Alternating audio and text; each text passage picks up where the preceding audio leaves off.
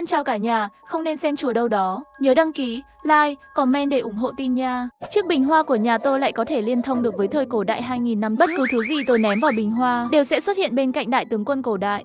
Nhưng tôi lại không biết điều đó. Tôi cứ tưởng bình hoa ở nhà đã thành tinh rồi, tức giận cố gắng đổ đầy bình hoa. Đầu tiên tôi lấy vòi nước xả nước vào bình hoa. Ai ngờ vùng biên giới đã chịu tận thế khô hạn hơn nửa năm. Đột nhiên có một nguồn nước vô tận rơi xuống. Sau đó tôi ném vô số hộp cơm vào bình hoa. Kết quả, vị tướng quân đã bị đói nhiều ngày.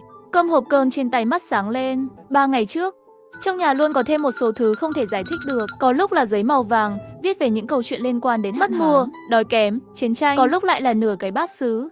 Cho đến hôm nay, trong nhà xuất hiện một chiếc áo cổ xưa dính máu. Phải một lúc lâu Cố Linh Vi mới bình tĩnh lại. Chẳng lẽ bình hoa tổ tiên nhà mình hành tinh rồi sao? Chuyên mang rác về nhà. Tao cảnh báo mày, nếu còn mang rác về nhà một lần nữa, tao sẽ đem mày bỏ xuống tầng hầm. Cái bình như muốn chống lại cô ấy. Giây tiếp theo, một băng vải dính máu xuất hiện ở miệng chai. Nếu không phải vì bố tao xem mày như bảo bối, nhà kho dưới tầng hầm chính là nơi ở sau này của mày. Tiếp tục như vậy cũng không phải là cách. Ai mà biết lần sau bình hoa có khi nào mang cho mình một cái gì đó đáng sợ thì sao? Vì vậy, Cố Linh Vi nghĩ đến việc đổ đầy bình hoa bằng nước. Cô ấy đổ 10 chậu nước, nhưng bình hoa chỉ chứa một nửa bình. Theo lý mà nói bình hoa nên đầy mới đúng chứ. Sao có vẻ như nó đang rỉ ra vậy? Làm kiểu gì cũng không đầy được. Cô ấy tức giận, trực tiếp phun vòi nước vào bình hoa. Tôi lại muốn xem bình hoa tổ tiên có thể chứa được bao nhiêu đây. Lúc này, một vị tướng trẻ cổ đại đang ngồi trên ghế chủ tọa. Quân y đang băng bó cho anh ta.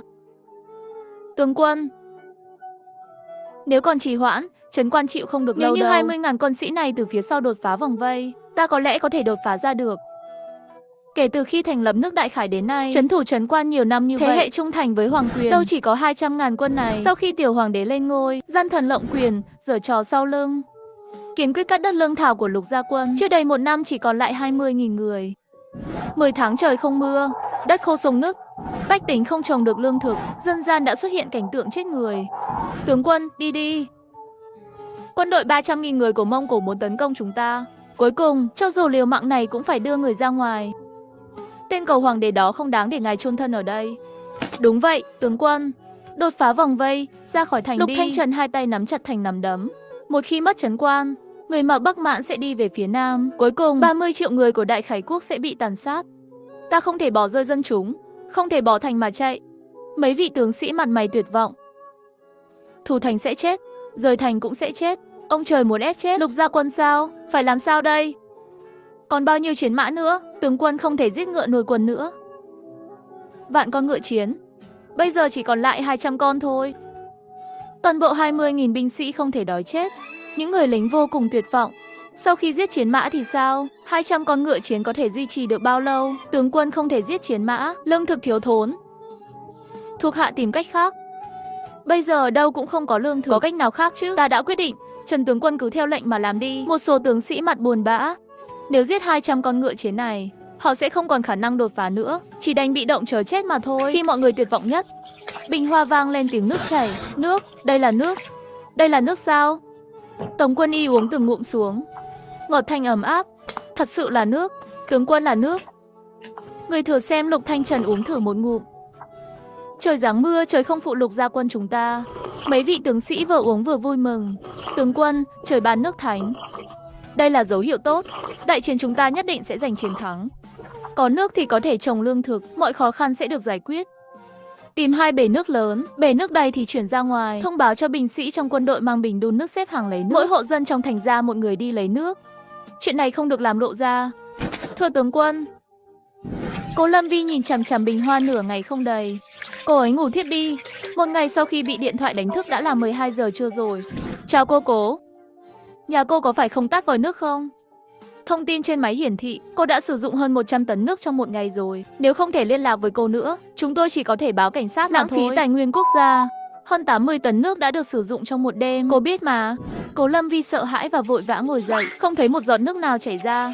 Bình hoa của nhà mình thật sự thành tinh rồi sao? Chỉ có thể giả vờ nói xin lỗi. Là tôi quên tắt vòi nước. Nhiều nước như vậy mà đã hết rồi. Bình hoa có thể nuốt nước, vậy có thể nuốt được hộp cơm không? Cô ấy bỏ một hộp cơm vào bình hoa. Hộp cơm liền biến mất. Bình hoa tổ tiên nhà mình có thể ăn cơm hộp. Cô ấy liền cho 9 hộp thức ăn còn lại vào từng cái một. Tất cả biến mất khỏi không khí. Thần kỳ quá. Họ đều nghĩ rằng chiếc bình có thể tiếp tục ra nước, nhưng không ngờ chỉ 50 thùng nước đã ngừng rồi. Khi họ có chút thất vọng, bình hoa lại chảy ra một hộp cơm thơm ngon. Tướng quân là một hộp cơm đầy. Lại là một hộp cơm với thịt. Có thịt, tướng quân, người xem là thịt gà. Thần tiên không bỏ.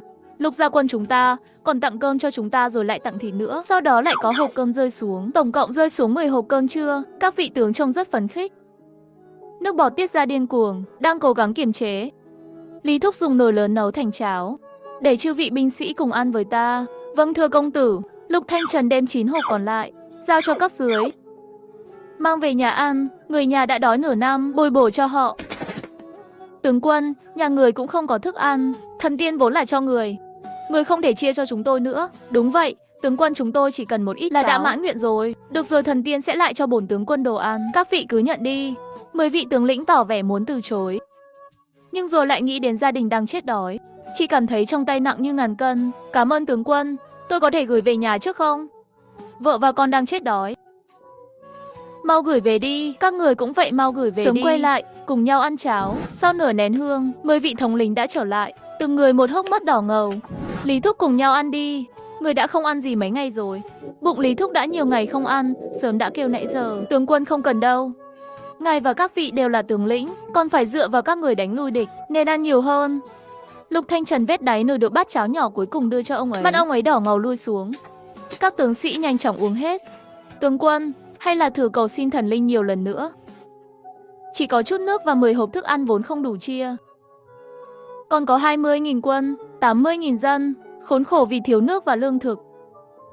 Trên đường đến đây, tôi còn thấy 2 vị phu nhân khóc lóc, muốn chết thay con trai. Hơn nữa còn có người già tự tử, bảo con cháu đánh chết mình, chỉ là để gia đình có thể sống sót. Nếu có thể cầu xin thần linh ban thêm nước và thực phẩm, sẽ không có nhiều thảm kịch nhân gian như vậy xảy ra. Lục Thanh Trần hai tay nắm chặt, trái tim như dao cắt, vô cùng khó chịu. Hắn không biết thức ăn và nước uống từ đâu ra, cũng không dám tin trên đời thật sự có thần linh. Nếu thật sự có thần linh, ta và những người đã cống hiến hết mình cho đất nước sẽ không bị hoàng đế cho tự diệt như vậy. 20 vạn quân Lục gia sẽ không tồn tại trong phút chốc như này. Nhưng không có lối thoát, tất cả mọi người đều không cam tâm, cũng chỉ có thể cầu xin thần linh ban nước và thức ăn, giải quyết khó khăn hiện tại. Ta nguyện ý xây đền thờ, thế gian thờ phụng khói nhang, dù cho cống hiến hết mình cho bình hoa, cũng khẩn cầu thần linh vì bách tính thiên hạ. Anh ta mở bút và giấy ra và viết lời cầu nguyện, gửi đến thần linh. Ngay khi tôi lo lắng về việc nên nhét thêm thứ gì đó vào đó, thì lại phát hiện một lá thư cảm ơn trong bình hoa. Sao vẫn là chữ Hán truyền thống, vẫn là dùng điện thoại di động dịch thử vậy? Tạ ơn thần linh đã ban nước và thức ăn. Ta là Ninh Quan Hầu, nước Đại Khải, Lục gia tướng quân đến Lục Thanh Trần, hiện giờ đang trấn thủ biên cương. Bị 300.000 người Mãn Châu dùng kế vây thành.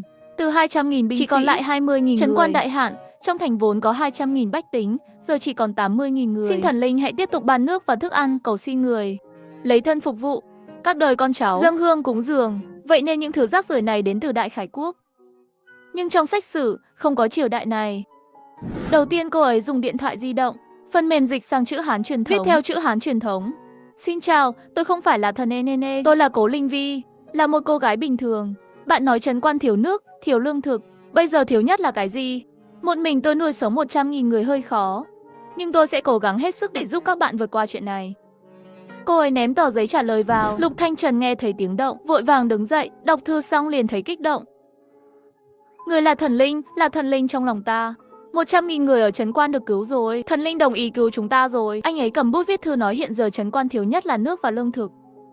Cố Linh Vi nhận được thư trả lời, lần này hiểu rồi, thiếu nước và lương thực. Cho dù tôi là phú nhị đại cũng không nuôi được nhiều người như vậy. Mặc dù cha mẹ để lại cho tôi một ít tài sản, nhưng hầu hết đều là bất động sản. Tiền mặt đã trả hết thuế thừa kế rồi, trong thẻ chỉ còn hơn 3 triệu. Khẩu phần ăn của 100.000 người không phải là số lượng nhỏ, chi phí không hề nhỏ, tôi cần vài ngày để huy động. Bạn tìm một cái ao lớn hơn và làm sạch nó. Ngày mai bắt đầu cung cấp nước.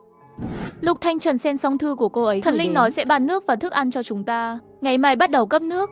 Tốt quá rồi, tướng quân thỉnh cầu xin nước với thần linh đã thành công rồi. Chúng ta có nước uống rồi, các huynh đệ có đường sống rồi. Chúng ta có nước, cũng không cần đợi trời mưa. Có thần linh cung cấp nước cho chúng ta cuối cùng cũng đợi được đến lúc có đường sống rồi. Tất cả mọi người khóc vì sung sướng. Tạ ơn thần linh đã cứu bách tính khỏi cơn khổ nạn, cho người đến dọn dẹp bồn rửa ngay lập tức.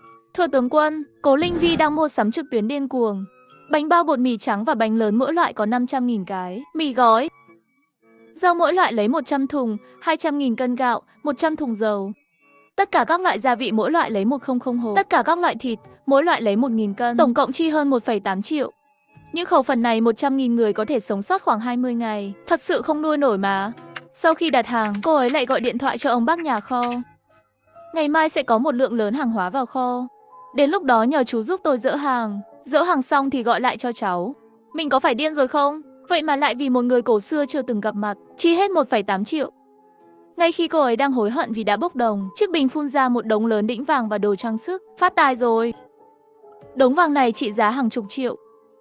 Hơn nữa đồ cổ còn có giá trị hơn nhiều. Ninh Quan Hầu thật biết cách làm người mà. Bây giờ mình lại thấy rất thích nuôi 100.000 người xưa đó. Cố Linh Vi đóng gói 2 hộp đĩnh vàng và 1 hộp đồ trang sức. Phát hiện trên mặt đất còn có một đống đồ không thể gói hết. Căn bản không đóng gói hết được mà. Ngày mai mình sẽ đi tìm người bán đồ cổ hỏi giá, xem bộ đồ uống này bán được bao nhiêu tiền. Bây giờ toàn bộ trấn Quan bị bao vây. Gửi nước và thức ăn cũng chỉ là cách tạm thời. Phải nghĩ cách nào giúp bọn họ đột phá. Thì phí cảm ơn này mới thật sự là rất nhiều. Sáng hôm sau, mọi người đều chờ bình hoa chảy ra nước. Tôi đem rất nhiều bánh bao chay và bánh bao thịt vào bình hoa. Sau đó đã đến chỗ đại tướng quân cổ đại. Tướng quân là bánh bao mì trắng. Người nếm thử xem, thơm quá, mềm quá, ngon ngọt nữa. Thần tiên ngay cả bánh bao ăn cũng ngon như vậy. Quả nhiên khác với những người phàm như chúng ta. Ngon quá. Mọi người đều đồng ý. Vừa dọn dẹp xong bánh bao, sau đó 100 túi thịt lớn đều rơi vào trong thùng. Các tướng sĩ trông rất thèm thuồng nhưng không dám ăn nữa. Lục Thanh Trần chia cho mỗi người một phần. Mấy thứ này các ngươi mang về nhà. Tướng quân không củ lắm. Thực phẩm nên được cung cấp cho quân đội trước. Tướng quân, hôm qua trẻ nhỏ suýt chết đói. May mà thức ăn đến đúng lúc. Cứu được mạng nó, hôm nay đem về quân đội trước đi. Đúng vậy, bây giờ nhuệ khí của quân lính là trên hết. Đói quá sẽ không có sức. Nếu mang những thực phẩm này về cho họ, chắc chắn sẽ làm tăng tinh thần của quân đội. Gửi về nhà một phần, phần còn lại được chuyển về doanh trại. Các tướng lĩnh đều vui mừng. Sau khi cô ấy dùng ý niệm chuyển xong bánh bao, lập tức đưa bình hoa lại gần giếng nước. Chú ý sắp xả nước rồi. Mọi người đều đang chờ Cố Linh Vi đưa nước đến đây. Lúc này trước cửa phủ tướng quân có người dân đang gây rối. Điền Tần, ra ngoài xem thử sao. Hắn ra ngoài không lâu, người đến gây sự ngày càng nhiều. Lục Thanh Trần vừa đi đến cửa đã nghe xin thấy. Tướng quân mở kho để phát lương thực. Cầu xin tướng quân mở kho phát lương thực. Tướng quân, xin hãy cứu mạng bách tính chúng tôi. Chúng tôi không muốn bị đói chết. Dân chúng trước cổng phủ tướng quân đã có 200 người. Tên cầm đầu là Lưu Từ đến một tay xã hội đen địa phương. Mọi người cầu xin anh ta phát lương thực, có thể được sống hay không, chúng ta phải hoàn toàn phụ thuộc vào tướng quân rồi. Trong phủ tướng quân không có cơm, các người nhanh chóng rời đi. Có người thấy ông đưa cơm cho thằng nhóc này ăn. Tại sao không cho chúng tôi? Người rõ ràng có lương thực, người muốn bỏ đói toàn bộ dân chúng của thành sao? Lưu Tứ lời nói vừa thốt ra, tất cả dân chúng đều đang kêu gọi tướng quân mở kho để phát lương thực. Tướng quân, hãy cho chúng tôi một con đường sống. Tôi cũng không có lương thực, hàng trăm túi mì sẽ được ưu tiên cung cấp cho quân doanh. Nếu không, 200 con ngựa chiến cuối cùng này lúc này không được nhượng bộ. Lưu Tứ thấy Lục Thanh Trần thờ ơ, kéo hai mẹ con đầy thương tích đến trước mặt Lục Thanh Trần. Có phải là cơm là do tướng quan cho các ngươi không? Trong cơm còn có thịt viên. Người phụ nữ bị đánh, chết cũng không nhượng bộ hắn. Ông đã hùa vào với anh em giết cha tôi, còn cả em trai và em gái tôi. Ngay cả mẹ tôi cũng không bỏ qua. Ta sẽ giết chết ông. Đứa bé bị Lưu Tử đá ngã. Khi hắn muốn dẫm lên ngực đứa bé, Lục Thanh Trần liền giơ đao lên chém chết hắn. Rất nhiều người dân đến gây rối, liên tục sợ hãi và lui ra xa. Nhưng không ai rời đi. Họ tin rằng tướng quân có lương thực, nếu có thể ăn một miếng, cho dù chết họ cũng cam lòng. Tướng quân nước đến rồi. Dân chúng nghe thấy thì há hốc mồm. Trần Khôi thì thầm bí ẩn bên tai Lục Thanh Trần. Lại gửi tới thêm 300 cân gạo, 50 cân bột mì. Tất cả đưa đến doanh trại nấu cháo cho binh lính ăn trước. Một tiếng sau, để dân chúng xếp hàng lấy nước. Vâng thưa tướng quân, xin hãy di chuyển lại cửa sau nhà tướng quân. 1 giờ sau sẽ phát nước. Số lượng không giới hạn, mọi người đi xếp hàng lấy nước đi. Ai đến trước thì nhận trước. Kẻ chủ mưu gây rối đứng ở góc phố, đang âm thầm theo dõi động tĩnh của phủ tướng quân. Lúc này một tên ác bá nói: Phủ tướng còn có 300 cân gạo, 50 cân mì chẳng muốn mang đến doanh trại. Phủ tướng quân thật sự có gạo sao? Lại còn là 300 cân. 300 cân gạo này đủ cho vài người huynh đệ chúng ta ăn chắt chiu trong 3 tháng. Bây giờ là thời kỳ đói kém, bọn họ đều muốn cướp. Ngụy ca, chúng ta gọi thêm vài người anh em tới, nửa đường cướp gạo bọn chúng. Cứ quan sát trước đã, ngươi không thấy kết cục của Lưu Tứ sao? Lục Thanh Trần có chiến công lớn, giết mạng người dễ như trở bàn tay. Cấp lương thực trước mắt hắn, không khác gì vậy phải làm sao? Chết. Bất lực nhìn Tiểu Lục bị hắn giết sao? Ta sẽ đến doanh trại một chuyến, trộm ít cháo ra. Mấy người các người đi lấy nước đi, tiếp tục theo dõi đốt phủ tướng quân. Sau khi những người khác giải tán, Lưu Anh Ba thì thầm với Ngụy Quảng. Thật sao? Trên đời thật sự có thần tiên à? Đúng vậy, mau đi lấy nước đi. Đừng nói với ai chuyện này. Theo dõi trận phủ tướng quân phía bên này, Cố Linh Vi vừa đến cửa hàng đồ cổ. Chỗ ông có nhận đồ cổ không? Đồ đâu? Cho tôi xem. Khi ông ấy nhìn thấy bình rượu 3 chân khảm ngọc, đã rất phấn khích. Sau khi kiểm tra cẩn thận, đây là đồ vật từ hơn 2.000 năm trước. Đồ tốt. Các bảo tàng lớn đều không có. Chờ đã, còn có chữ Đại Khải ngự dụng. Có gì đáng nói à? Trông ông ta rất kích động. Thực sự có nước Đại Khải. Không có ghi chép trong sách, nhưng cũng có thể có. Đất nước này chỉ tồn tại 50 năm. 50 năm, Ninh Quan Hầu cuối cùng vẫn là chết sao? Vậy tất cả 100.000 người cuối cùng đều chết sao? Bình rượu này giá trị bao nhiêu? 200 triệu. 200 triệu là mức giá vừa phải. Trong nước còn chưa từng xuất hiện đồ cổ của Đại Khởi quốc. Cũng trong lịch sử, đất nước này bị thiên tai hủy diệt. Nội loạn, chiến tranh. Đại Khải đã từng xuất hiện một vị đại tướng có thể so sánh với đại tướng quân Hoắc Khứ Bệnh. Nó cũng làm rõ cho mô tả về Đại Khải quốc, việc các quan chức lộng hành hoàng đến chỉ là con rối, trời giáng đại hạn, dân bất an. Nhưng đối với đại tướng quân tất cả đều là rồng từ trời bay xuống. Đại tướng quân tên gì? Lục Thanh Trần 20 tuổi phong hầu bái tướng. Ông được phong là Ninh Quan Hầu, chết lúc mới 21 tuổi. Không lâu sau khi ông ấy mất, Đại Khải quốc diệt vong. Ninh Quan Hầu gọi ta là thần linh. Người đưa cho tôi một đống vàng lớn là Ninh Quan Hầu. Cô gái, cô có định bán không? Bình rượu này thường theo cặp. Nếu cô có một đôi, tôi có thể ra giá 500 triệu. Cố Linh Vi tâm trạng đau buồn. Cô ấy không muốn Lục Thanh Trần còn trẻ như vậy đã phải chết. 500 triệu chỉ đủ nuôi sống 100.000 người. Muốn giúp cho hắn có 20.000 người đánh thắng 300.000 quân Mãn tộc, chắc chắn là không đủ. Tôi có 2 cái, ra giá 500 triệu là hơi ít rồi. Mục lão mắt đầy vẻ hoài nghi không dám tin. Kiểm tra cẩn thận bằng kính lúp ngay lập tức. Đúng rồi, đây là một cặp được bảo quản hoàn hảo. Một cặp bình rượu chất lượng tuyệt vời. Cô ra giá bao nhiêu? Tôi muốn tiền mặt, ra giá cao nhất. Cô muốn 600 triệu. Đúng vậy, nếu ông không đủ khả năng chi trả, tôi có thể đi hỏi hàng bên cạnh. Chờ đã, tôi thực sự không có nhiều tiền mặt như vậy. Câu for nửa tiếng, tôi gọi người cùng nhau hợp tác mua. Rất nhanh phó giám đốc Trương đã đến. Sau khi xem kỹ bình rượu ngọc liền nói quá tuyệt diệu rồi. Đại Khải quốc từ 2.000 năm trước đã có tay nghề tinh tế như vậy rồi. Chỉ tiếc là đất nước này chỉ tồn tại 50 năm. Nếu Ninh Quan Hầu không chết sớm như vậy, ông ấy sẽ dẫn binh Đại Khải tiêu diệt 6 quốc gia khác, chống lại quan Mãn tộc ở phía Bắc và tiến phía Nam để giành lại Quảng Đông và Quảng Tây. Trời ghen tị với nhân tài mà. Cố Linh Vi nắm chặt bình rượu trong túi. Lục Thanh Trần có thể thay đổi nhiều như vậy, nếu anh ta không chết sớm, chẳng phải sẽ thống nhất các nước trước 200-300 năm hay sao? Cô gái nhỏ, đôi bình ngọc này chúng tôi muốn 600 triệu đúng không? Đúng vậy, có thể trả tiền mặt không? Có thể, tài khoản LIB nhận được 600 triệu nhân dân tệ. Nếu cô còn có đồ vật của Đại Khải quốc, cô đưa nó cho các tiệm đồ cổ khác. Họ chưa chắc đã hiểu được giá trị thực sự của đồ cổ nước Đại Khải đâu. Nhưng chúng ta biết lịch sử đó, có thể đưa ra đánh giá chính xác. Tôi sẽ lại tìm các người sau. Cố Linh Vi đi chợ rau, đặt các loại rau xanh, khoai lang, cà rốt, khoai tây. Đóng gói 2 chiếc xe tải lớn để giao hàng đến nhà. Sau khi cô ấy nói với ông bác nhà kho, liền đi đến hiệu thuốc, đặt dụng cụ xử lý vết thương, khử trùng, cồn, thuốc chống viêm, thuốc cầm máu và các loại thuốc phương Tây khác đều mua hết. Đi ngang qua một hiệu sách, lại đi mua chữ Hán phồn thể và chữ Hán giản thể, Tân Hoa xã từ điển, sách bác sĩ hướng dẫn sử dụng, sách hướng dẫn huấn luyện dân quân, binh pháp tôn tử, mỗi thứ mua 30 quyển. Sau khi về đến nhà đã đến lúc chuyển gạo rồi. Để giúp các tướng lĩnh cổ đại giải quyết vấn đề đói kém, tôi bỏ 3.000 cân gạo và 80 tấn rau vào bình. Cả căn phòng ngay lập tức được lấp đầy. Mau đưa cái bình ra sân đi. Rất nhanh, trong sân chất thành núi rau và gạo. Trước khi trấn quan thiếu nước, tôi chưa bao giờ thấy nhiều loại thức ăn như vậy. Ngày này thật là vui vẻ như thần tiên mà. Giây tiếp theo, tất cả các loại thịt đều được bày lên trên đĩa. Tướng quân, đây là thịt. Lâu rồi chúng ta chưa ăn thịt. Tướng quân, gạo và rau của đủ cho binh sĩ trong quân đội ăn 1 tháng. Có thịt có thể ăn lâu hơn. Chúng ta không còn phải lo lắng vì thiếu lương thảo nữa. Mọi người rất vui. Sau khi dọn dẹp sân, chiếc bình lại xuất hiện một lượng lớn sách thuốc, sách hướng dẫn huấn luyện quân sự và binh pháp tôn tử. Tướng quân, những từ này sao lại khác với chúng ta vậy? Lục Thanh Trần nhìn bảng cấu trúc gốc của các ký tự Trung Quốc truyền thống và giản thể, đã hiểu ngay lập tức. Đây là phông chữ được sử dụng bởi các vị thần, có sự khác biệt với chữ của Đại Khải Quốc chúng ta. Kiểu chữ được đơn giản hóa, sau này phân biệt các ký tự bằng cách so sánh cấu trúc của chữ. Anh ấy cầm cuốn hướng dẫn huấn luyện quân sự lên, xem như kho báu. Cuốn sách này là một món quà, mọi người đều phải học. Quân đội rất cần đến nó. Tướng quân. Cuốn sách thần linh ban tặng thậm chí còn dạy cách chiến đấu. Còn có binh thư, có thể tặng thuộc hạ một quyển không? Lấy đi, mỗi người có thể lấy một quyển. Các tướng sĩ từng người một cảm ơn. Tướng quân, đây là thuốc. Thứ Lục Gia Quân thiếu nhất hiện nay chính là thuốc men. Có thuốc, hàng trăm người lính trong quân đội sẽ được cứu. Vết thương của người cũng có thể lành lại.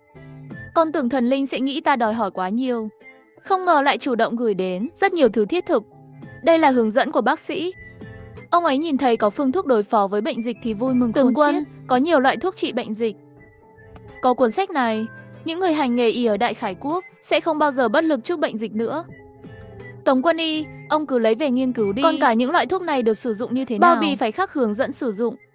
Anh ấy đặt từ điển Tân Hoa xã cho các vị tướng lĩnh. Đưa cho ông ấy một bản sao của bảng so sánh tìm hiểu cách sử dụng các loại thuốc này càng sớm càng sẽ cứu được thêm mạng sống của nhiều binh sĩ. Vâng thưa tướng quân, mọi thứ đang đi theo hướng tốt.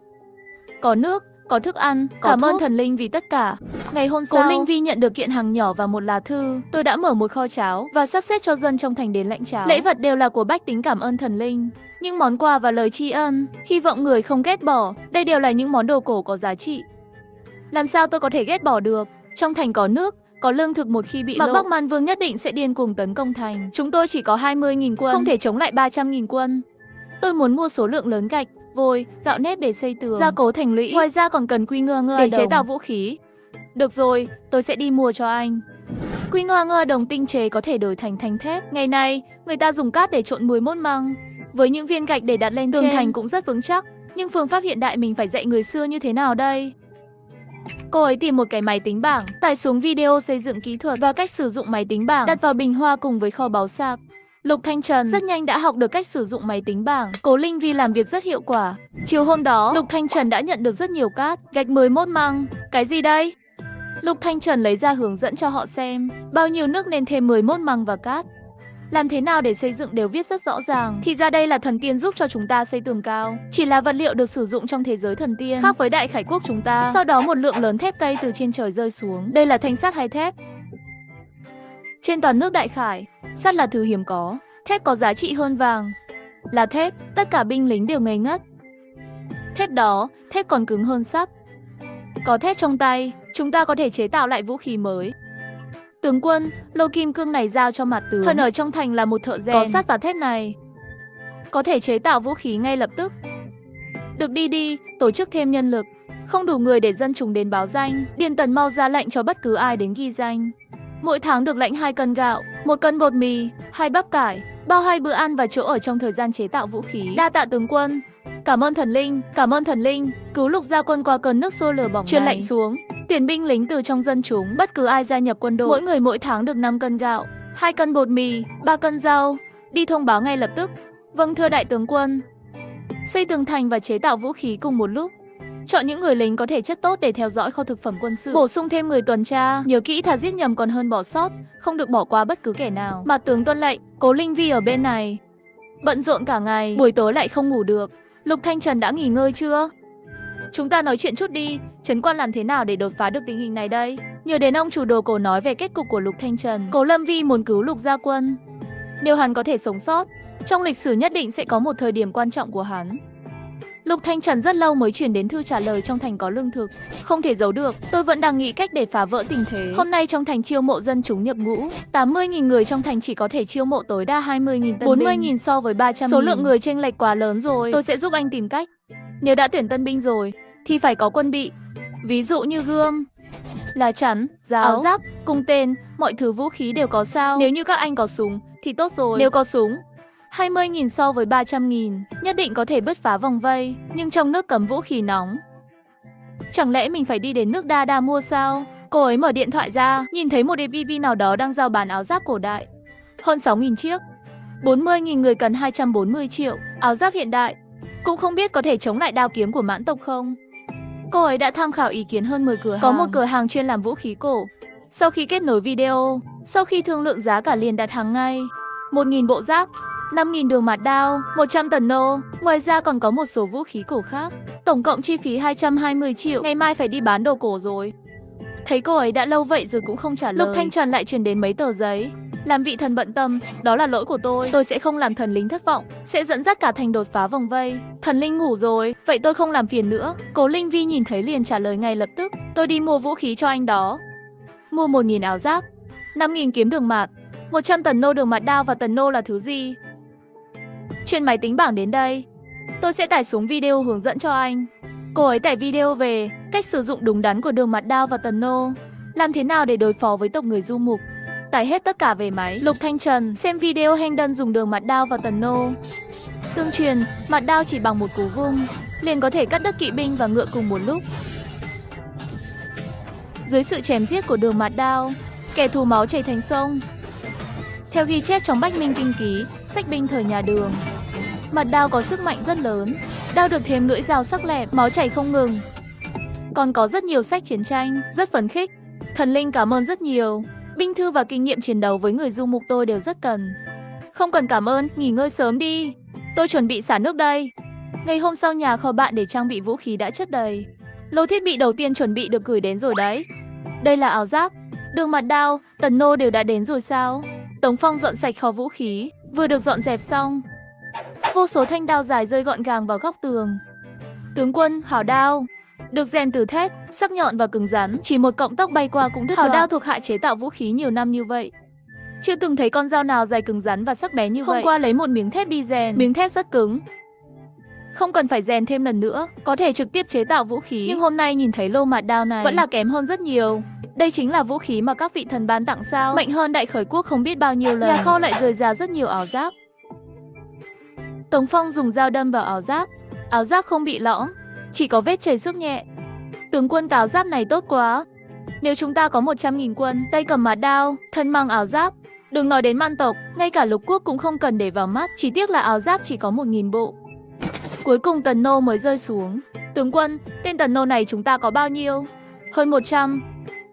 Quá ít rồi. Tướng quân, tên tần nô có tác dụng rất lớn đối với quân lục gia chúng ta. Có thể để thần linh gửi thêm nhiều một chút không? Đúng vậy, tướng quân có vũ khí sắc bén như vậy, lục gia quân chắc chắn có thể trấn thủ được trấn quan. Các ngươi chỉ biết yêu cầu, không bao giờ cống hiến. Cho dù là lương thực hay là tần nô, các vị thần đều phải mua từ bên ngoài. Cho tất cả 100.000 người. Các ngươi có biết thần linh chi tiêu hết bao nhiêu mỗi ngày không? Nghe nói như vậy tất cả tướng sĩ đều lộ ra sắc mặt khó coi. Tướng quân, mặt tướng biết sai, sau khi về nhà sẽ mở nhà kho gửi tiền cho thần linh. Cầu thần linh gửi thêm tần nô.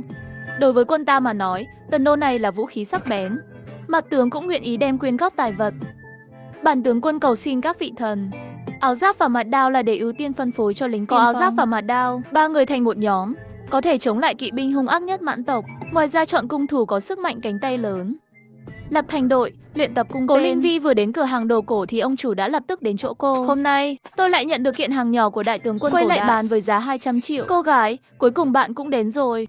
Bình rượu bạn gửi lần trước đã được thu mua rồi. Chúng ta muốn thêm Đại Khải Quốc vào lịch sử của chính mình. Chuyện này đều là nhờ vào bạn cả đấy. Cửa hàng đồ cổ của Mộc Lão là hợp tác với bảo tàng.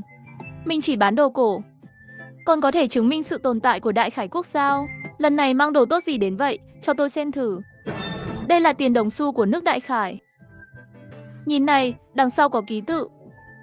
Đúng là đồng tiền của nước Đại Khải mà. Chắc là trong túi của bạn còn có những thứ khác nữa nhỉ? Đây là thẻ tre của Đại Khải Quốc. Có văn tự ghi chép trên thẻ tre. Quá quý giá rồi. Tâm trạng Mộc Lão vô cùng kích động. Cô gái, bạn bán thẻ tre và 3 đồng tiền phải không? Tôi đều muốn 200 triệu được chứ. Ông phải chuyển tiền nhanh một chút. Được rồi, tôi sẽ chuyển tiền cho bạn. Cố Linh Vi kiểm tra tài khoản của ngân hàng đã nhận được rồi. Sau khi nói lời tạm biệt với Mộc Lão, liền đi về nhà. Bán dưa hấu đây, 5 xu một cân, đi ngang qua đừng bỏ lỡ. Cố Lâm Vi đã đem toàn bộ dưa hấu thanh toán tại chỗ. Nông dân trồng dưa vui mừng, quyết định giao hàng tận nhà. Những người trồng dưa khác ở trong làng nghe nói cô ấy liền kéo cô ấy đến nhà lấy dưa hấu. Cô ấy thâu hết trái cây và gia cầm của toàn bộ ngôi làng, đổ đầy 6 xe lớn. Lục Thanh Trần vừa tăng gấp đôi kích thước của chiếc lều đã bị một lượng lớn dưa hấu rơi xuống, đập vào đầu các tướng sĩ. Mọi người mau chạy ra khỏi trại. Sau khi các loại trái cây rơi xuống hết, tiếp theo là một lượng lớn gia cầm rơi xuống. Tướng quân, là gà sống. Sau 1 năm, cuối cùng tôi cũng nhìn thấy một con gà sống. Có gà đẻ trứng rồi nở gà con. Trong doanh trại của chúng ta sẽ có một dòng trứng không ngừng để ăn rồi. Sau đó một lá thư rơi xuống. Tôi mua thêm 40,000 tấm khiên giác, 10.000 tên tần nô, 5.000 kiếm, 300.000 thanh kiếm dài, giáo ngắn 3.000. Nhìn thấy số lượng vũ khí khổng lồ này, không khỏi run rẩy. Quá quý trọng rồi, vũ khí nội bộ khổng lồ như vậy, không nước nào có thể lấy ra được. Với những vũ khí này, Lục Gia Quân có thể chống lại mãn tộc, bảo vệ nhân dân ổn định vạn lý Giang Sơn. Cảm ơn thần linh, đã để tôi gặp được một vị thần tốt nhất trên thế giới. Nếu thần linh muốn ta nhảy vào nước sôi lửa bỏng, thề vạn chết không từ. Tạ ơn thần linh đã ủng hộ Lục Gia Quân. Tướng quân cứu mạng. Tiểu binh kéo người đàn ông đầy máu vào phủ tướng quân. Ngươi là ai? Sao lại bị thương?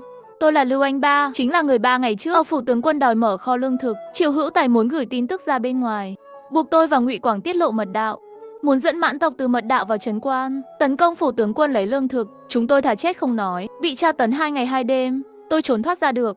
Bây giờ Ngụy Quảng sắp không xong rồi, Điền Tần truyền lệnh xuống, đến nơi ẩn náu của Triệu Hữu Tài để bắt người. Hàng trăm ti quan Lục Gia Quân đến nơi ẩn nấp, người đến thì nơi đó đã trống rỗng, mà Ngụy Quảng nằm trên mặt đất đã hấp hối, còn có một hơi thở. Tống Quân Y cho hắn ta một viên thuốc cứu mạng, Ngụy Quảng mới mở mắt ra. Tướng quân, Triệu Hữu Tài biết mật đạo ở đâu rồi, lập tức đến trấn quan bắt người, có lẽ vẫn còn kịp. Lục Thanh Trần khi họ đến lối vào mật đạo dưới chân núi, cửa đã được mở. Điền Tần dẫn đường trước. 1 giờ sau, nhìn thấy Man Quân và Triệu Hữu Tài mang theo tần nô chứ, đeo một bộ. Lục Thanh Trần liền phóng 3 mũi tên, đối phương liên tục ngã xuống. Thấy vậy, họ liền di chuyển đá để chặn lỗ. Mọi người hoảng sợ, bận chạy trốn. Khi Lục Thanh Trần trở về phủ tướng quân, trấn quan có lương thực, hoàn toàn không giấu được nữa. Ngày mai có thể là nửa đêm, quân đội mãn tộc sẽ tiến vào, tình hình nguy cấp. Lục Thanh Trần để lại 100 người ở cửa động, không thể chống lại 300.000 quân mãn tộc. Tướng quân, mãn tộc đã vào. Ban đầu đóng quân cách cổng thành 30 dặm, di chuyển càng lúc càng gần cổng thành. Tướng quân, mặt tướng xin dẫn quân ứng chiến. Tất cả binh sĩ nghe lệnh, chuẩn bị chiến đấu. Vâng. Thần Vũ mang theo 3.000 người ngựa, dẫn dắt đội tần nô, mai phục ở hang động. Mặt tướng nghe lệnh. Những người còn lại, canh giữ cổng thành. Vâng. Lục Thanh Trần đứng lên thành lầu, nhìn về điểm sáng đang không ngừng tiến vào. Hắn đang phải đương đầu với một đại quân, bị đội quân tần nô chặn lại ở hang động. Bên phía Trần Vũ có bất kỳ động tĩnh nào, nhất định phải báo cáo kịp thời. Chuyển 30 con ngựa, truyền tin tức cho họ. Vâng thưa tướng quân. Mọi người đều lộ ra vẻ lo lắng. Tướng quân, hỏi các vị thần thử xem sao, có lẽ cô ấy sẽ có thần vật, có thể chặn lại lối vào hang động. Đúng đấy tướng quân.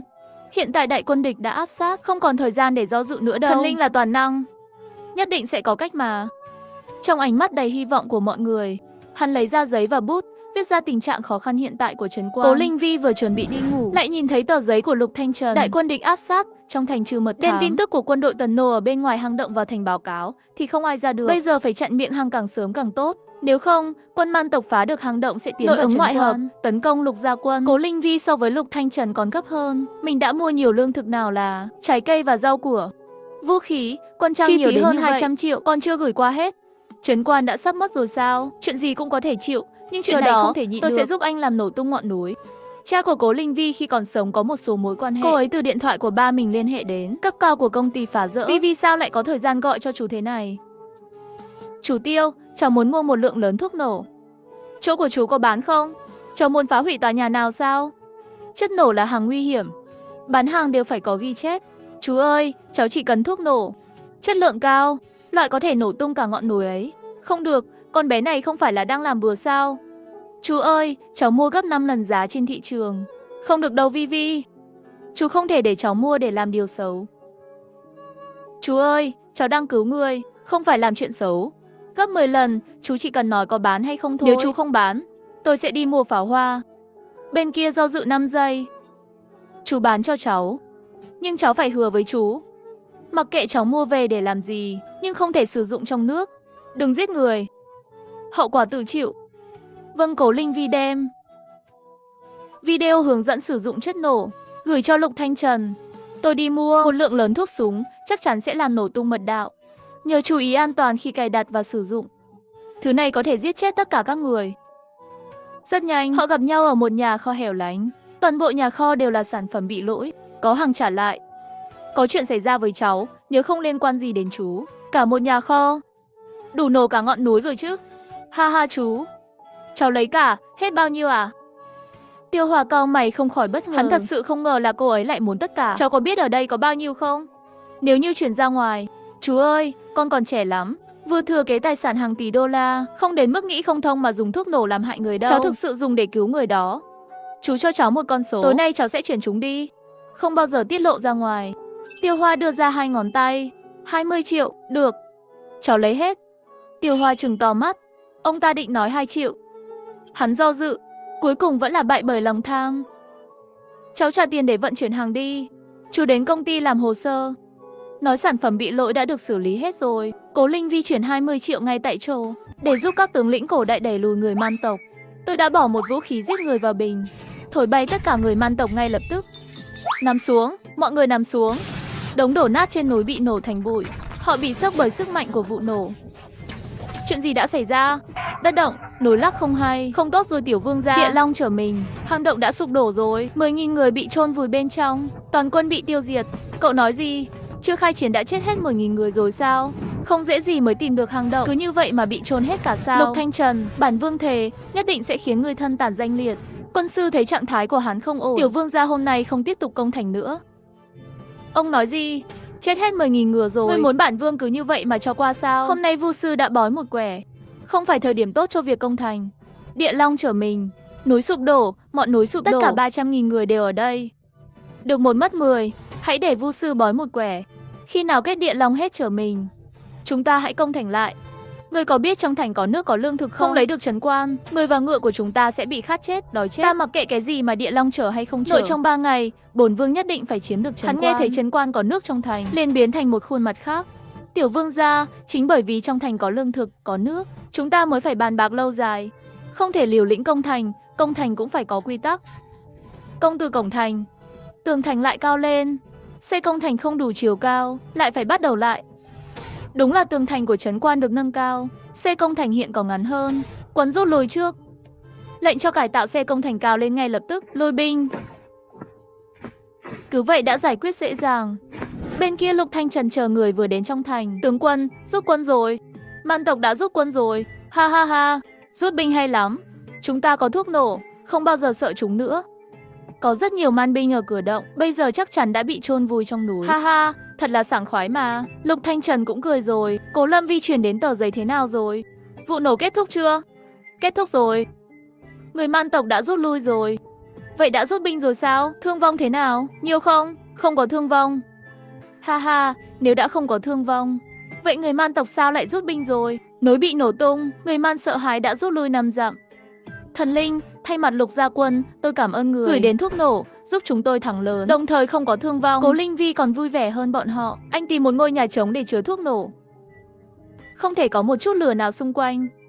Không thể để nhiệt độ quá cao, nếu không trong vòng bán kính 100 mét đều sẽ bị nổ tung thành đất phẳng. Lục Thanh Trần đọc xong vẻ mặt căng thẳng. Tướng quân, có chuyện gì vậy? Thần Linh nói tìm một căn nhà để chứa thuốc nổ. Nếu không chất nổ sẽ tự làm hại chúng ta. Ha ha, quá tốt rồi. Tôi còn muốn làm thế nào để cầu xin thần linh cho thuốc nổ. Cô ấy nếu đã chủ động tặng cho chúng ta. Tướng quân, vũ khí sắc bén như vậy, man tộc mà một lần nữa tấn công thành, chúng ta cũng có thêm một lớp ứng chiến. Ha ha Tống Phong, tìm một ngôi nhà nhỏ. Nhớ kỹ, không được có dân thường trong vòng 5 dặm. Tìm một vài người lính đáng tin cậy để tuần tra xung quanh. Họ cũng không thể đến quá gần. Thuộc hạ lĩnh mệnh. Bản tướng quân ở đây lập lời thề, nhất định sẽ đưa các ngươi ra khỏi vòng vây, bình an đưa các ngươi trở về kinh. Có thuốc nổ và tần nô mà thần linh ban tặng, có một nguồn cung cấp lương thực và nước ổn định, chúng ta nhất định sẽ thắng. Tướng quân nói đúng, chúng ta có thần phù hộ, chắc chắn sẽ thắng. Chúng ta không thể phụ sự ủng hộ của các vị thần. Ngày mai 300 cân lương thực đến, kho đã chuẩn bị xong chưa? Đã chuẩn bị xong rồi, tôi đang ở trong nhà kho. Từng túi bột gạo rơi vào kho. 3 triệu cân, thật sự rất nhiều rồi. Sắp lấp đầy nhà kho rồi. Nhìn thấy những thực phẩm này, mọi người đều vui mừng. Lục gia quân rốt cục cũng có lương thực rồi. Sẽ không ai bị đói trong 4 tháng nữa. Thần Linh, cô ấy đúng là không bao giờ nói dối. Tướng quân, Từ Hoài tướng quân gửi thư đến. Lục tướng quân, bỉ chức nguyện ý cho ngài mượn binh xuất chinh, trấn giữ trấn quan. Điều kiện xuất binh là muốn 2 triệu cân lương thực. Còn phải cung cấp cho tôi vũ khí sắc bén để nổ núi. Chẳng lẽ không phải là lão già kia sắp xếp công việc trong quân đội sao? Trước đây mượn binh của hắn phớt lờ. Nghe nói trấn quan có lương thực rồi, liên tiếp gửi đến 2 thư mật báo, thật vô liêm sỉ. Ngay cả vị tiểu hoàng cũng yêu cầu họ tăng cường trấn giữ trấn quan, vậy mà còn gửi mật báo đến, muốn họ nhất định phải bảo vệ tốt lương thực, không thể để người man tộc cướp đi. Quân đội Lục gia quân 200.000 người, thương vong đến 20.000 người, còn hạ lệnh trấn giữ, Biết chúng ta có lương thực rồi, vậy mà còn bắt chúng ta trấn giữ lương thực. Về phần thành có bị phá hay không, không quan trọng. Lúc này lại rơi xuống vô số hộp mì gói, cơm tự làm nóng, xúc xích, dăm bông. Mọi người đều sốc và ngạc nhiên. Tướng quân, gạo này, dùng nước là có thể nấu. Còn có túi rau. Tướng quân, đây là thứ tốt. Đối với đội hình chiến đấu đường dài của quân đội rất hữu ích. Ngựa chiến của chúng ta sau này không phải sợ bị giết ăn. Và đó gói đã đủ tiện lợi rồi. Không ngờ thần linh còn tặng vật này. Đặt cơm tự làm nóng, nước khoáng đều chuyển ra ngoài, mì ăn liền, xúc xích và dăm bông đưa đến kho sau của phủ để lại quân trại một nửa. Vâng thưa tướng quân, tường thành đến báo. Cho đến trưa nay, Man tộc cũng không tấn công, đóng quân 10 dặm bên ngoài thành. Chúng đang chờ một thiên cơ, nghe nói Vu sư La Cát khảo bói một quẻ để công thành. Mà tướng cũng nghĩ như vậy, nếu chúng ta có thể ra khỏi thành thì tốt rồi, không cần phải mơ hồ trong trấn quan này, tìm vài tên lính thông minh, đến cổng thành để học cách chôn thuốc nổ. Trần Vũ bị sốc ý người là muốn chôn vùi thuốc nổ, ban đêm lén đi chôn trên đường Man tộc công thành. Phương pháp này quá tuyệt vời rồi. Lúc này có binh sĩ đến đưa tin. Tướng quân, có thư của Đại Vĩnh Quốc. Trần Vũ thấy hắn sắc mặt không tốt liền hỏi tướng quân. Thư nói gì vậy? Nhạc Hoành tướng quân ở biên giới Vĩnh Quốc mới gửi thư đến, muốn lôi kéo ta. Trần Vũ xem xong thư tức giận chửi lớn mẹ nó chứ. Lão tử còn đang thắc mắc sao tên Nhạc Hoành chết tiệt này lại gửi thư đến. Tướng quân và hắn cũng không có quan hệ gì cả. Hóa ra nghe nói trong thành chúng ta có nước có lương thực, mới nhắm vào chúng ta. Nếu Đại Khởi Quốc bị diệt, thì nước thứ hai chính là đến lượt Đại Vĩnh Quốc hắn. Hắn lừa dối thượng quan cũng thôi đi. Tướng quân, tên này có ý đồ xấu. Chúng ta không thể bị lừa. Luận quốc gia xếp thứ nhất là Đại Sở, thứ hai là Vĩnh Quốc, thứ ba là Đại Khởi. Sở Quốc và Vĩnh Quốc có thù với nhau, hai nước chiến tranh không ngừng. Nếu không thì sớm đã thôn tính 4 nước kia rồi. Ngay cả Vĩnh Quốc cũng biết chúng ta có lương thực, có nước. Em là Sở Quốc cũng biết rồi. Trả lời một lá thư cho Nhạc Hoành. Tướng quân, chuyện này ngài không được hồ đồ đâu.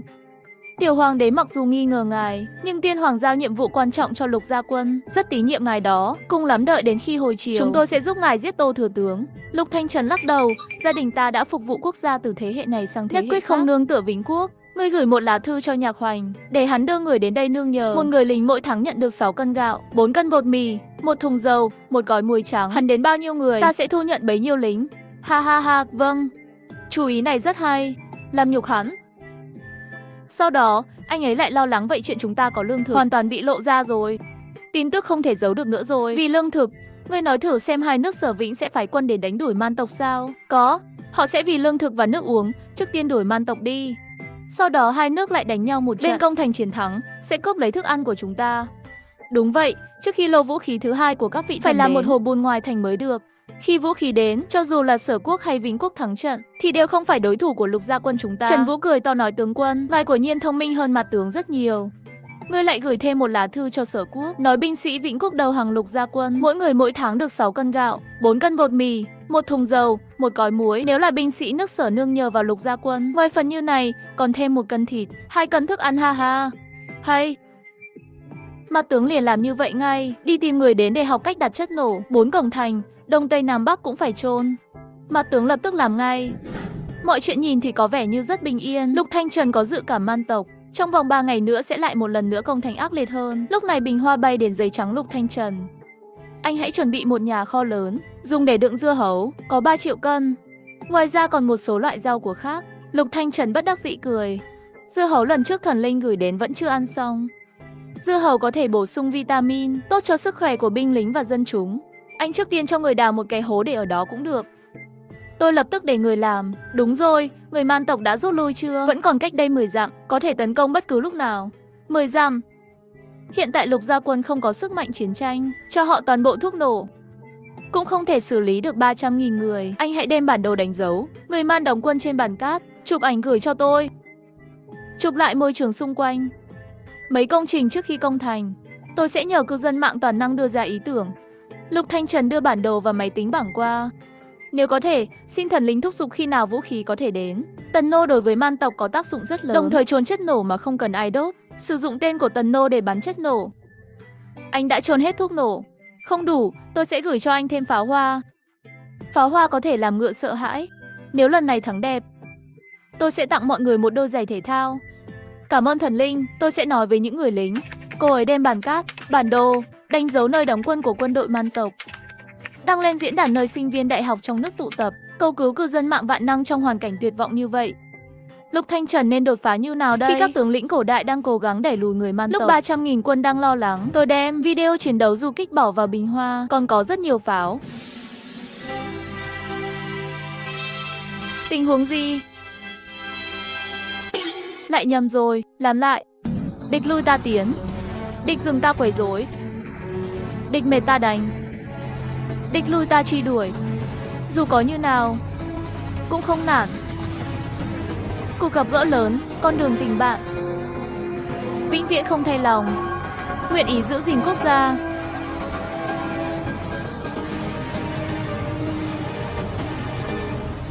Lục Thanh Trần và tướng sĩ đang bàn bạc tại chỗ, dùng chiến tranh du kích được dạy bởi các vị thần. Nếu có thể lẻn vào chuồng ngựa man tộc, đốt pháo trên mông ngựa, làm ngựa chiến sợ hãi, sẽ có thể phá hủy trại man tộc. Nhưng ngay cả trấn quan chúng cũng không đi, nói gì đến lẻn vào chuồng ngựa man tộc chứ. Ngay lúc này, Tống Phong bước vào, thì thầm vào tai Lục Thanh Trần. Lời này thật, vâng thưa tướng quân. Hắn nói ngoài thành có 2 đường mật đạo phân biệt Bắc đến Nam. Hay lắm, cái này rất hữu ích. Có phải là tên khốn đường phố được cứu lần trước không? Đúng vậy, hắn nói thành còn có 2 đường mật đạo. Nếu làm điều thương thiên hại người sẽ chạy theo mật đạo mà 2 đường mật đạo đó lần lượt dẫn đến 2 hướng Bắc Nam. Tướng quân, giao việc này cho huynh đệ chúng tôi đi. Chúng tôi dẫn người từ phía Bắc và phía Nam đi thẳng tới trời tối, thả ra chạy liền chạy. Các người dẫn nhiều ngựa, chú ý an toàn, bị phát hiện thì quay về trước. Vâng thưa tướng quân, vâng tướng quân. Phải trở về bình an. 1 giờ sau, đã nghe thấy tiếng pháo nổ cách đó 10 dặm. Ngựa bị kinh sợ, quân đội hỗn loạn.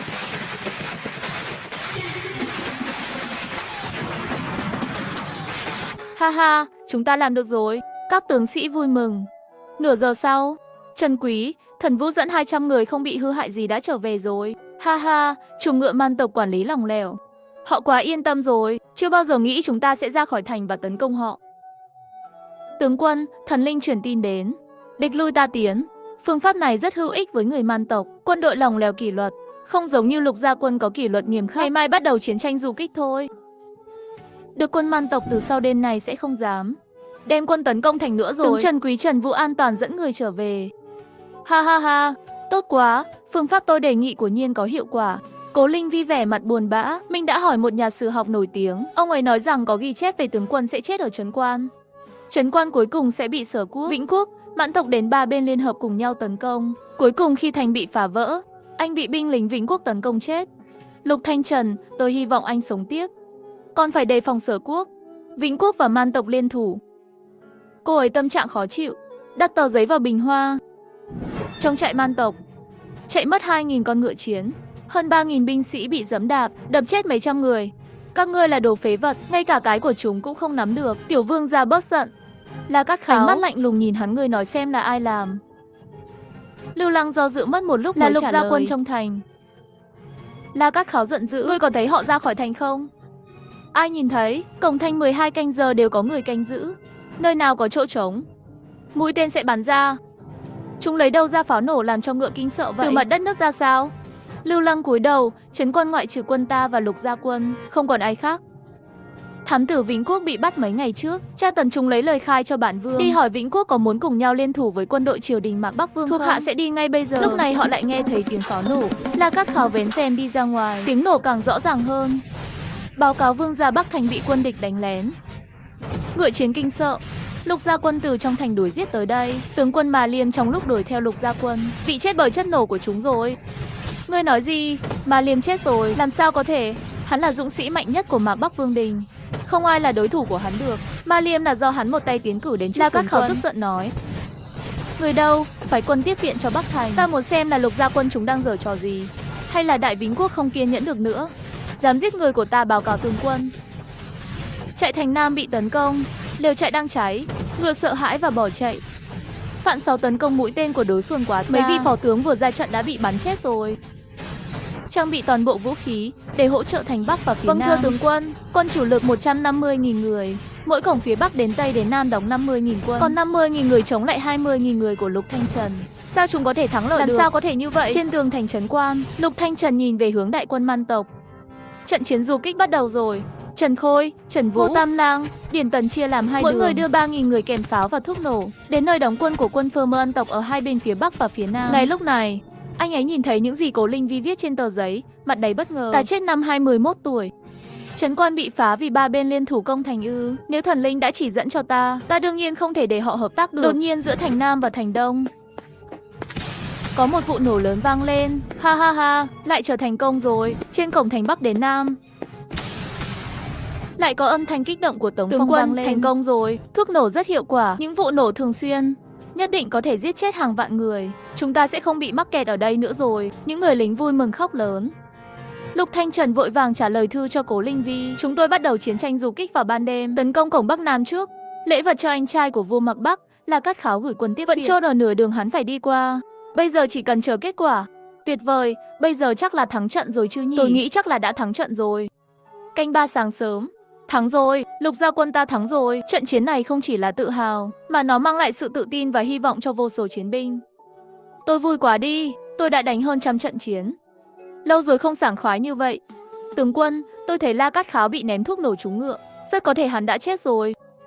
Cậu có chắc là đã làm nổ chết La Cát Kháo rồi không? Mạc Bắc Vương rất tin tưởng người em trai này đấy.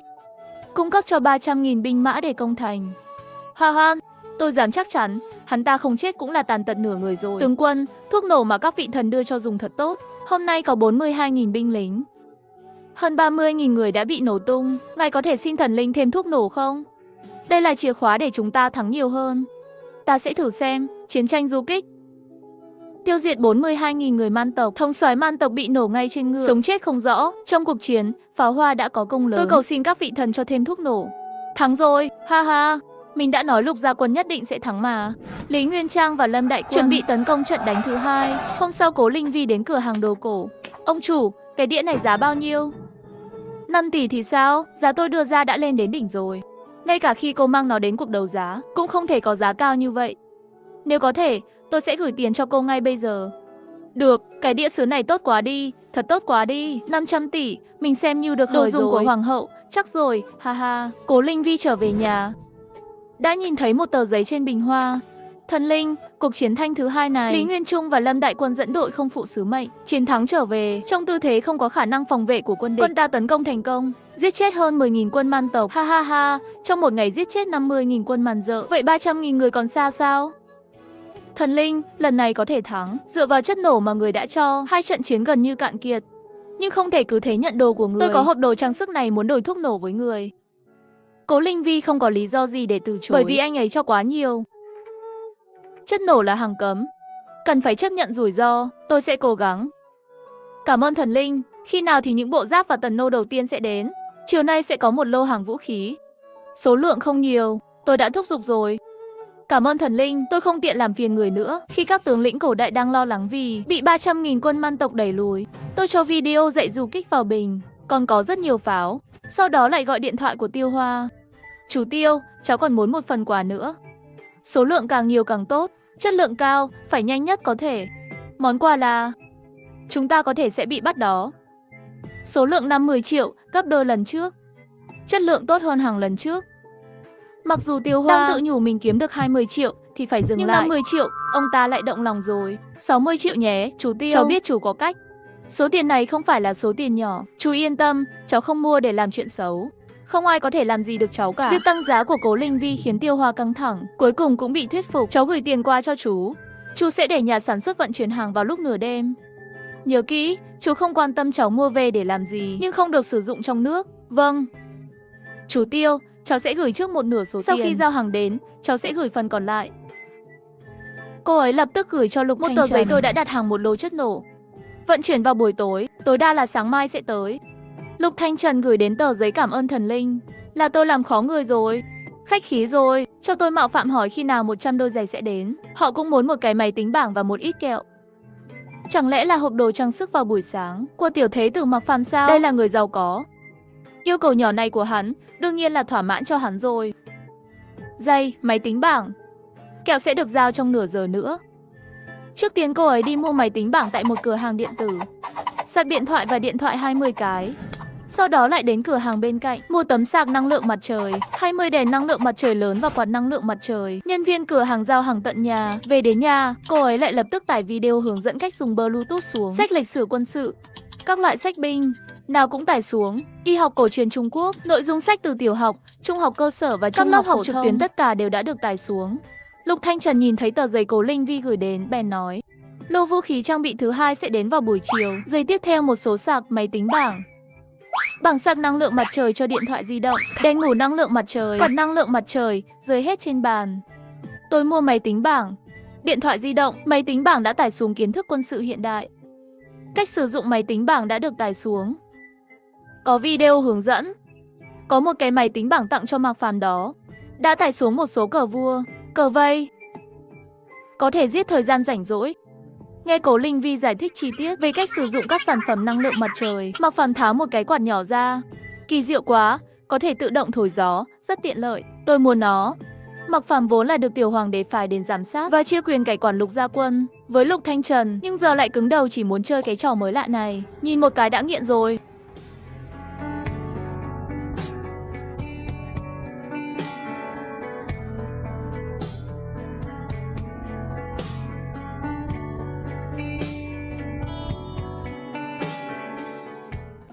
Trời ơi, trên đời này lại có âm nhạc như thiên đường vậy sao? Nơi thần linh ở thật kỳ diệu. Mọi người đều bị sốc và tràn đầy hy vọng. Sau khi phân phối xong và làm theo hướng dẫn sử dụng, sau khi lắp đặt quạt sàn năng lượng mặt trời, gió mát thổi vào mọi người. Vật này sức lớn mạnh thật. Chỉ cần chiếu vào mặt trời là có thể sai. Nguyên lý là gì vậy? Đúng vậy, ngựa chạy còn phải vì có cây. Đây gọi là quạt. Chỉ cần phơi nắng là có thể tự xoay. Quạt của thế giới của các vị thần thật đáng kinh ngạc. Thật mát mẻ ha ha. Tôi ngủ vào ban đêm không bao giờ phải thức dậy vì nóng nữa. Lắp đặt đèn năng lượng mặt trời trên 4 bức tường. Mỗi bức tường cách nhau 20 mét, treo một đèn năng lượng mặt trời. Còn lại, đặt trong phòng kho chỉ huy, lối vào và lối ra của doanh trại. Vâng thưa tướng quân, sau khi chuyển đồ xong, áo chống đạn đã được đặt hết ở kho rồi. Ngay sau đó, nửa triệu bánh bao và nửa triệu bánh quy đều đã đến. Lúc này ông chủ của ngân hàng gạo gọi điện thoại đến cô Cố. Tôi đã chuyển thêm 3 triệu tấn ngũ cốc, thêm 500.000 tấn mì. Ngoài ra còn có 3 xe tải lớn vật tư chống lũ lụt. Nguồn hàng của ông có đảm bảo không? Đó là đương nhiên. Ngũ cốc của tôi là vận chuyển bằng đường minh bạch. Nhà máy gạo là của anh rể tôi. Tất cả gạo trong nhà máy đều đến từ Đông Bắc. Nếu cô cần gạo, tôi có thể liên tục vận chuyển đến đây. Để giúp các tướng lĩnh cổ đại giải quyết vấn đề đói kém, tôi bỏ 4 triệu cân ngũ cốc vào bình. Nó lấp đầy toàn bộ kho thóc ngay lập tức. Mấy người họ khóc vì sung sướng. Tướng quân, chúng ta có 7 triệu cân lương thực trong kho, đủ để cả thành phố sống sót hơn 1 năm. Chưa đầy nửa tháng, chúng ta từ nơi ăn thịt người biến thành thiên đường hạnh phúc. Mọi thứ giống như một giấc mơ. Tất cả đều đẹp, không giống thực tế, nhưng đó là sự thật. Tướng quân, bánh quy thơm quá. Tôi đề nghị những người lính mang theo 2 cái, mang thêm 2 chai nước nữa, trong trường hợp xảy ra chuyện không thể về kịp thời. Trong thời gian ngắn sẽ không bị đói chết. Người mang đi phân phát đi. Thuộc hạ đi sắp xếp đây. Đối mặt với rất nhiều thực phẩm, bây giờ họ đã quen rồi. Bởi vì gần đây thần linh cho quá nhiều. Lúc này Cố Linh Vi chuyển đến tờ giấy vũ khí trang bị đến rồi. Đến rồi, thiết bị cuối cùng cũng đến rồi. Áo giáp 2,0, tân nô là 5.000, mũi tên 200.000. Các tướng lĩnh ngay lập tức phấn khởi. Tướng quân, chúng ta thật sự rất cần tần nô. Không ngờ thần linh lại gửi nhiều như vậy. Phạn sào bắn của tần nô rất dài, hay cuộc phục kích man tộc. Không cần đốt thuốc nổ, trực tiếp bắn mũi tên dính vào nơi có lửa. Một lần nhất định thành công. Đường mặt đao 10.000 cái, trường đao, đoàn đao 2.000 cái. Áo chống 50.000 cái, đường mặt đao 10.000 cái. Nhiều vậy sao? Vũ khí này đến quá đúng lúc rồi. Điền Tần, Tống Phong, lần này ta tự mình ra chiến trường. Tướng quân, ngài không thể xảy ra bất kỳ chuyện gì. Đúng vậy tướng quân, không được đâu. Một khi hắn chết, tất cả những gì thần linh ban cho Lục Gia Quân đều chấm dứt. Họ không thể đánh cược. Ta ra trận năm 16 tuổi, tham gia nhiều trận đánh. Hơn nữa bây giờ chúng ta không thể ỷ vào thuốc nổ. Là một chủ soái, ta phải làm gương. Lên chiến trường giết địch, làm sao ta có thể trốn ở phía sau? Yên tâm, có áo chống đạn và áo giáp, ta sẽ không có chuyện gì đâu. Mọi người còn muốn khuyên Trần Vũ Trần Khơi ngăn cản bọn họ. Tướng quân, có nhiều kinh nghiệm chiến đấu hơn chúng ta cộng lại. Ngài là Ninh Quan Hầu, tước vị có được đều là công danh thực mà ra. Hơn nữa số lượng người, thiết bị dẫn đầu, người man tộc không có chủ tướng, Lục Gia Quân ta nhất định sẽ không thua. Được rồi, tướng quân, chúng tôi chờ ngài đại thắng trở về. Tướng quân, các binh sĩ mong ngài chiến thắng trở về. Trước khi đại quân xuất chinh, Mạc Phàm đuổi đến rồi. Người đừng chết nhé. Sẽ không đâu, mọi người đã sẵn sàng. Vị tướng trẻ uy phong sắp bước vào hành trình của hắn. Khi Cố Linh Vi biết hắn tự mình ra chiến trường, lo lắng không thôi. Từ 5 giờ chiều đến 8 giờ tối. Trong thời gian này, cô ấy đã gửi hơn 10 lá thư, nhưng không một tờ giấy nào có thể gửi qua được. Ngươi nhất định phải sống sót trở về. Tôi đã mua rất nhiều vật tư. Mỗi đêm khi ngủ, đều đang nghĩ cách giúp đỡ Trần Quan. Môi trường sống của người dân chờ anh giải quyết. Cho anh phá được man tộc, thống nhất Hoa Hạ. Tôi còn phải gửi cho anh của địa cầu và bản đồ thế giới. Mua cho anh rất nhiều thuyền lớn, ủng hộ anh dương buồm, chinh phục thế giới. Cô ấy còn có quá nhiều ước mơ. Hy vọng Lục Thanh Trần có thể giúp cô ấy thực hiện. Hắn thật sự không muốn Lục Thanh Trần xảy ra chuyện. 9 giờ tối, Lục Thanh Trần truyền đến tin vui. Thần linh, tôi thắng rồi. Cổng Bắc có 40.000 quân, cung Tần Nô giết được 20.000, còn lại 10.000 người bị Đường Mạt Đao giết. Còn có 10.000 người chạy trốn. Thần linh, Lục gia quân ta thật sự thắng rồi. Mấy năm nay, người man tộc đánh hắn khóc không nổi. Trước đây anh ta đã nhiều lần cố vượt qua man tộc, suýt chút nữa đã chết ở Trấn Quan. Lần này đánh thắng, hắn thân tâm rất thoải mái.